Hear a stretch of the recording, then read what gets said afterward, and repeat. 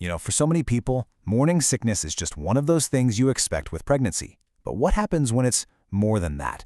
What if it's so severe it becomes a truly debilitating medical condition? Today, we're diving into Hyperemesis Gravidarum, a condition that is so much more than typical morning sickness, and it's absolutely crucial we all understand the difference. So here's our game plan. First, we're going to draw a really clear line between regular morning sickness and HG. Then, we'll get into the science of what might be causing it. After that, we'll trace the serious domino effect it has on the body, and then, importantly, we'll look at the path to recovery. We'll wrap it all up with the key things you really need to remember. Okay, first things first, and let's be crystal clear on this. Hyperemesis gravidarum is not just bad morning sickness. They're in completely different leagues, and getting that distinction right from the start is everything. So think about it like this. On one hand, you have typical morning sickness. Yeah, it's unpleasant, no doubt, but it usually fades away after the first trimester. On the other hand, you have Hyperemesis gravidarum, or HG.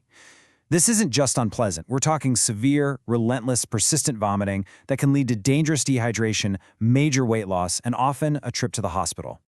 So what's the actual clinical definition? Well, HG is officially characterized by vomiting that's so persistent it causes dehydration, throws all the body's essential electrolytes out of whack, and leads to significant weight loss. And by significant, we often mean more than 5% of someone's pre-pregnancy body weight.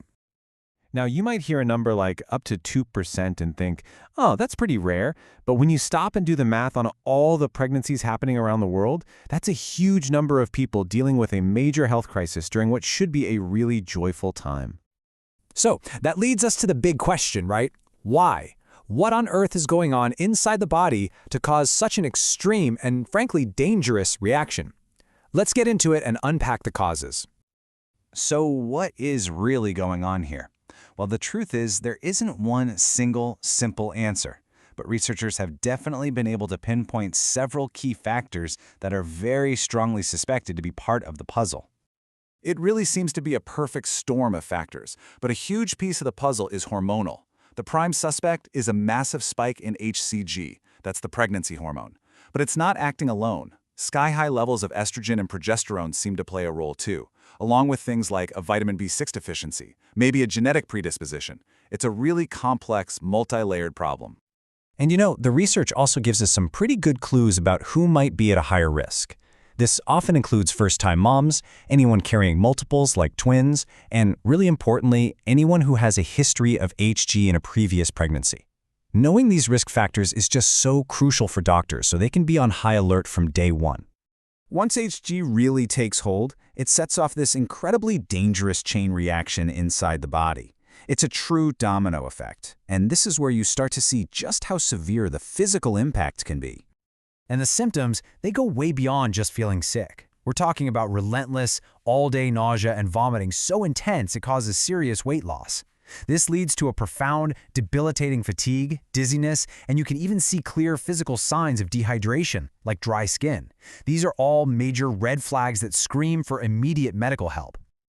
So let's trace what's happening inside. It all starts with that constant vomiting. That leads directly to dehydration and what's essentially a starvation state. The body, desperate for fuel, has no choice but to start breaking down its own fat for energy. This process releases these byproducts called ketones, which then build up and create a really serious metabolic imbalance. It's a vicious cycle. And the potential complications for the mother are frankly terrifying. We're talking severe malnutrition, potential kidney failure, and even a rare but devastating form of brain damage called Wernicke's encephalopathy, which is caused by a severe lack of vitamin B1. And we can't forget the psychological toll. The depression that comes with this is immense. Of course, the developing baby can also be at risk, with potential issues like low birth weight. But, and this is the most important part, while these risks are very real, they are often preventable. The absolute key is managing the mother's condition early and effectively. All right, after covering how serious this is, let's pivot to something more hopeful, the path to recovery. So, how is HG actually diagnosed, and most importantly, how is it managed?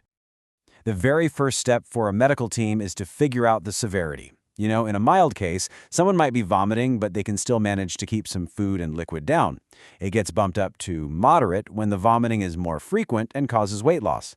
But a severe case, that's unmistakable. We're talking continuous vomiting, major weight loss, and dehydration so bad that hospitalization isn't just a suggestion, it's a necessity.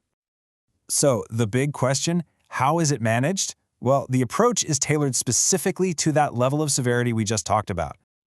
For the milder cases, management can often start at home. This usually involves things like dietary changes, small, frequent, bland meals. Think toast, crackers, that sort of thing. It also means avoiding trigger foods like anything oily or spicy, pushing fluids, and maybe trying supplements like ginger and vitamin B6.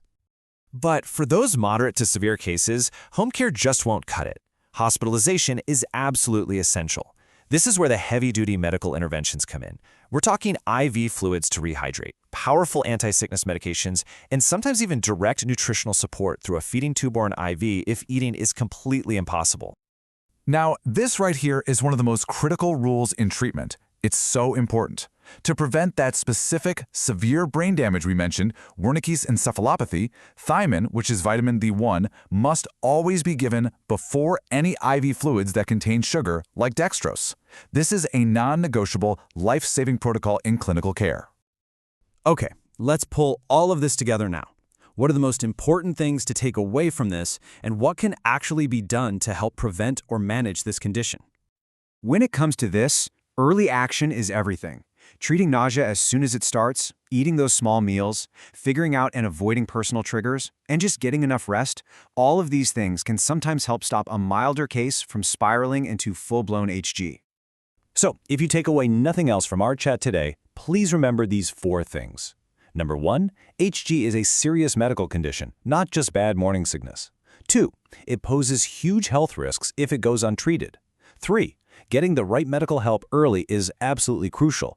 And 4, recovery isn't just physical. Emotional support is just as vital.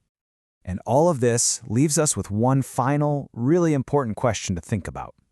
Knowing the immense physical and psychological toll that hyperemesis gravidarum takes, how can we, as a community, as friends, family, and healthcare providers, do a better job of supporting those who are navigating the incredible challenges of this condition?